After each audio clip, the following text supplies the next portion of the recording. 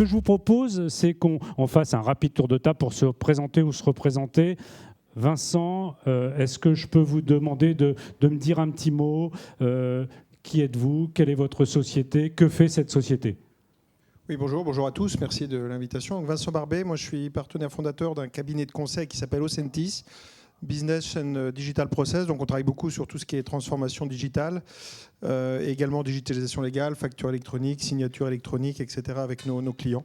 Clients de tout type, entreprises, de services, d'industrie, banques, etc. On a plus des compétences fonctionnelles que sectorielles.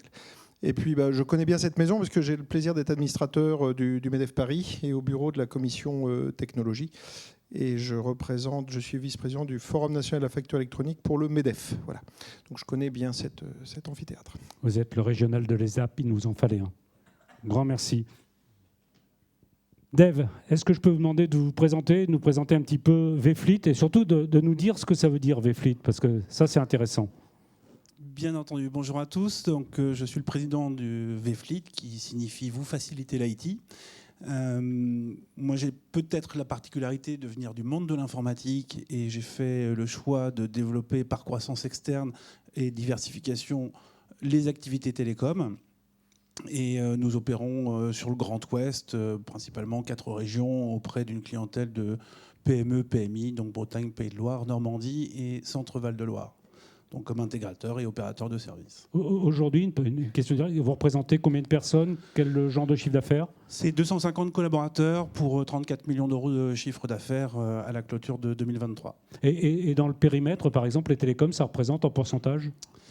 Alors, ça dépend ce qu'on met dans les télécoms. On y met l'ensemble de l'activité opérateur réseau et téléphonie, ce qui représente à peu près 13-14 millions d'euros de chiffre d'affaires. Merci. Fares, est-ce que je peux te demander de te présenter un petit peu? Quel est ton rôle aujourd'hui chez TP-Link? Donc, je suis directeur commercial de la division Pro de chez TP-Link, donc la division qui s'occupe des intégrateurs et des opérateurs en mode B2B, donc de les accompagner et surtout de les soutenir sur des solutions de SD-WAN autour de notre solution qui est Omada. Aujourd'hui, TP-Link en France, c'est combien de personnes? C'est maintenant plus de 39 personnes, bientôt 45, basés tous à Vélizy. D'accord. Bertrand, est-ce que je peux te demander de nous dire un petit mot, même si tout le monde te connaît? Bon, ça ne me rajeunit pas alors. Bonjour à tous, donc Bertrand Pourcelot, je suis le directeur général de Enrich for Service Provider.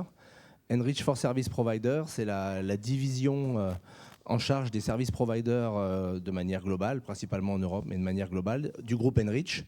Le groupe Enrich est un consolidateur européen de solutions de communication as a service. On parle plutôt de solutions de contact.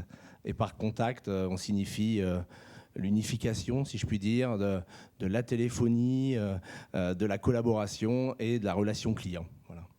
Et en France, vous avez la chance d'être basé à... On est basé à Sophia Antipolis et c'est environ 80 personnes en France. Le groupe Enrich, c'est un peu plus de 1000 personnes en Europe. Ça n'a pas été trop dur de venir au sport d'hiver aujourd'hui? Non, il y avait des lumières qui rappelaient quelques analogies. Bon. François, est-ce que je peux te demander de te présenter un petit peu? Bien sûr, moi je suis François Bard, je dirige le channel France pour Destiny, avec une vingtaine de collaborateurs qui s'occupent au quotidien de nos 1200 partenaires. Un petit mot sur Destiny, j'imagine. Bien sûr, bien sûr. Destiny, c'est un éditeur opérateur de solutions de communication dans le cloud natif à destination des entreprises. Le groupe est présent dans 7 pays aujourd'hui en Europe et compte un peu plus de 1000 collaborateurs. Merci. Vincent, est-ce que je peux vous poser la première question en tant qu'utilisateur? Comment est-ce que vous percevez un petit peu, vous, du côté usage, du côté besoin, la métamorphose des moyens de communication et le travail hybride? Comment est-ce que vous ressentez ça un petit peu? Vous le ressentez comme une obligation, comme une nécessité au regard des outils qui sont à disposition? Comment est-ce que vous abordez ce problème au départ? Moi, je le ressens bien, mais ce qui peut être intéressant, c'est comment essayer d'exprimer comment beaucoup d'utilisateurs dans les entreprises le ressentent effectivement. Et alors, c'est le quotidien de tout le monde aujourd'hui. De dans une réunion, dans un open space, dans un café, un laptop, un casque sur les oreilles, à discuter, à échanger. C'est quand même le quotidien de tout le monde. Donc on peut dire quand même que la convergence et puis le collaboratif digital, etc., sont comme quelque chose de relativement bien répandu. Tout le monde veut sa messagerie unifiée, tout le monde veut son client de messagerie pour plus envoyer des mails, mais avoir un chat interactif, etc. Donc ça passe bien. Après, il y a quelques éléments. Le premier, c'est qu'effectivement, souvent dans ce domaine, les décideurs ne sont pas forcément les utilisateurs. C'est encore un moyen qui est très drivé par l'informatique, par les différentes solutions packagées par des solutions informatiques cloud ou des solutions de téléphonie, etc. Et finalement, avec peu d'appréciation des vrais utilisateurs métiers, et souvent d'ailleurs pas tant de formation que ça. C'est quand même une technologie qui nécessite pas mal de bonnes pratiques et elles ne sont pas toujours prises en compte comme il faut dans les entreprises. Alors, il y a quelques caricatures. Il y a un client qui me disait, j'ai un développeur, ça fait 4 mois que je ne vais pas parler. Il ne parle que par sa messagerie instantanée.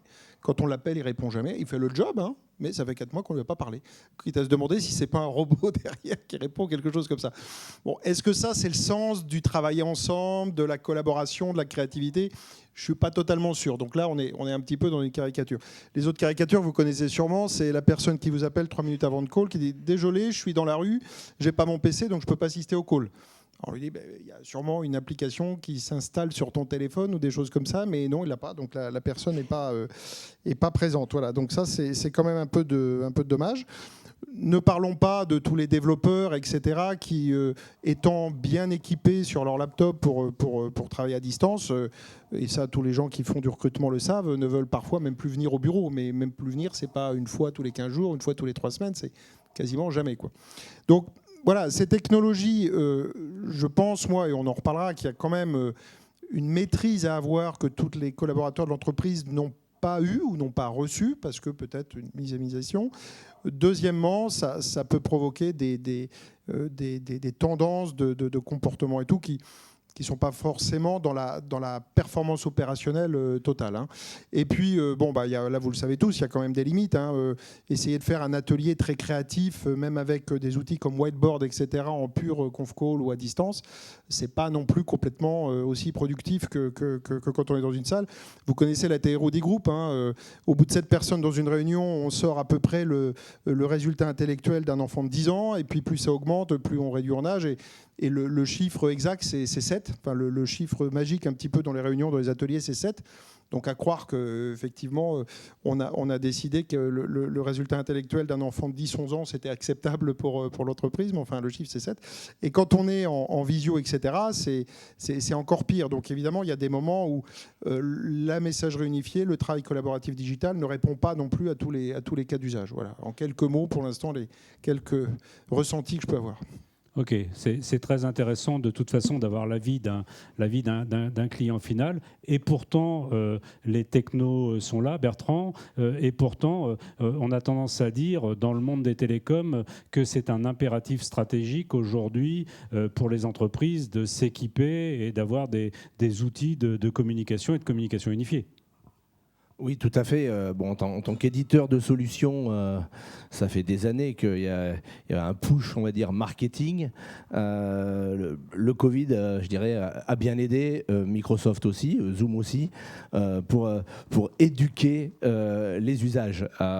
Aujourd'hui, ce qu'on ressent, nous, à travers nos clients. Donc nous, on ne vend pas directement aux entreprises, donc on sent le marché via nos partenaires MSP, intégrateurs, opérateurs.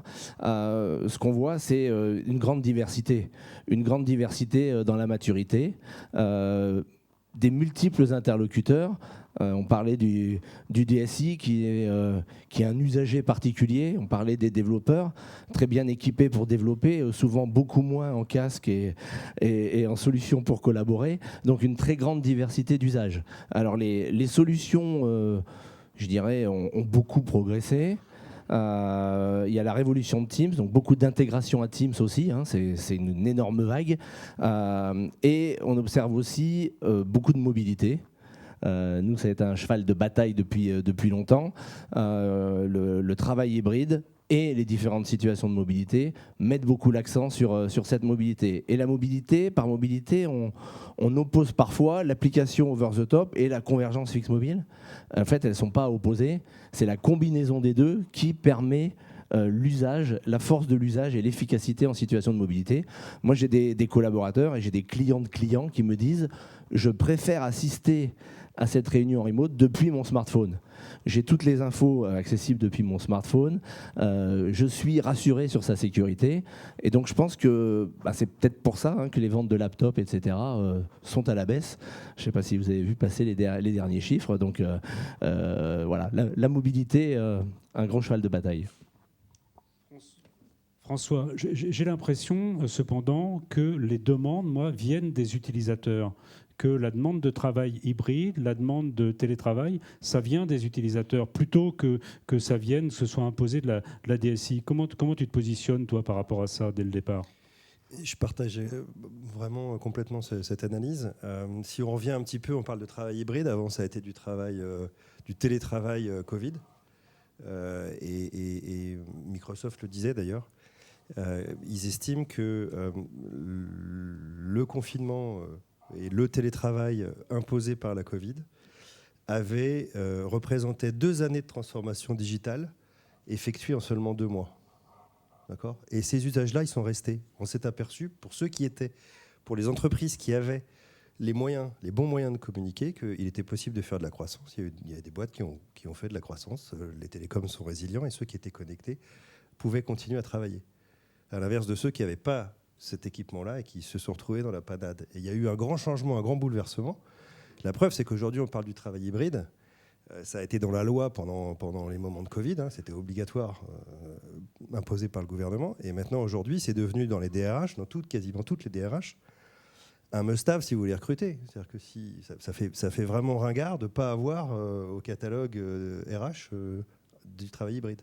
D'accord ? Et je reprends l'exemple du technicien. Essayer de faire venir des techniciens, déjà, ils rêveraient d'être à Barcelone uniquement. Et donc, on a vraiment cette problématique des RH. En termes d'usage après, tout ça est venu. C'est-à-dire que les utilisateurs ont découvert pendant la Covid qu'ils avaient besoin toujours de leur mobilité, je vais même dire de l'agilité, parce qu'il y a le mobile, tu le disais. Il y a cette convergence, mais pas que fixe mobile. Ça, c'est quelque chose qui est, entre guillemets, déjà dépassé. Il faut s'intégrer à l'outil de collaboration.